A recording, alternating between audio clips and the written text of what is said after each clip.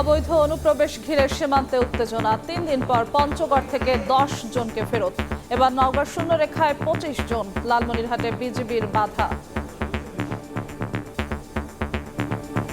আমরা জনগণকে সাথে নিয়ে পাহারা দিচ্ছি। বিএসএফকে মাইকে অনুরোধ করতেছি যাতে অবৈধভাবে এইভাবে রাতে অন্ধকারে যাতে পুশিং না করে। পুশিনের নামে সীমান্তে মানবাধিকার লঙ্ঘন করছে ভারত, কোনোভাবেই বরদাস্ত করবে না ঢাকা। সম্পর্ক পুনরুদ্ধারে ব্যবস্থা নেওয়ার আহ্বান প্রতিমন্ত্রীর। যদি আমাদের সত্যিকার অর্থে কোনো বাংলাদেশি সীমান্ত অতিক্রম করে থাকে, আমরা তাদের নিব, কিন্তু প্রমাণ সাপেক্ষে। পুশিংকে আমরা অ্যালাউ করছি না। ভারত এবং বাংলাদেশ সম্পর্ক, যেটা আমরা বলি যে নতুন উচ্চতায় ওঠার চেষ্টা হচ্ছে, এবং যে ডিপ্লোমেসি আছে, যে বিদ্যমান প্রক্রিয়া আছে, সেই প্রক্রিয়াটাই আমাদের দুই দেশে অবলম্বন করা উচিত। দেখছিলেন প্রধান শিরোনাম। সন্ধ্যার সময় সঙ্গে আছি আমি জিন্নাতারা যশোয়া। এবার অন্যান্য শীর্ষ সংবাদ। আমদানি রফতানির আড়ালে অর্থ পাচার ঠেকানো কঠিন হলেও সচেষ্ট সরকার। সংসদে প্রশ্নোত্তরে বাণিজ্যমন্ত্রী।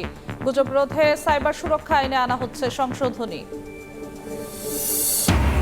এসএসসি পরীক্ষার ফল ঘোষণা ২০ জুলাই। কারিকুলামে বিভিন্ন শ্রেণীতে যুক্ত হচ্ছে ক্রীড়া, সংস্কৃতি সহ নতুন ৪ বিষয়। জুলাই থেকে স্কুল ড্রেস, ব্যাগ, জুতা বিতরণ শুরু।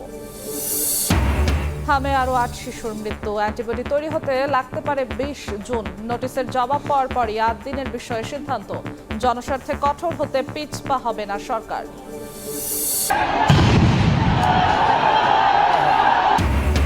ইউপিও প্যানেল চেয়ারম্যানের ক্ষমতার দ্বন্দ্ব, সংঘর্ষের রণক্ষেত্র হবিগঞ্জের বানিয়াচং। আহত অর্ধশতাধিক। টিয়ার শেল নিক্ষেপে পরিস্থিতি নিয়ন্ত্রণে আনে পুলিশ। এবং ক্যারিয়ারের শেষ বিশ্বকাপ জয়ে মরিয়া মেসি, রোনালদো, মদ্রিচ। এখনও মাঠের অনুশীলনে নামেননি নেইমার। নাসার বিশেষ ট্রেডমিলে চোটমুক্ত হওয়ার চেষ্টায় সেলেসাও স্টার।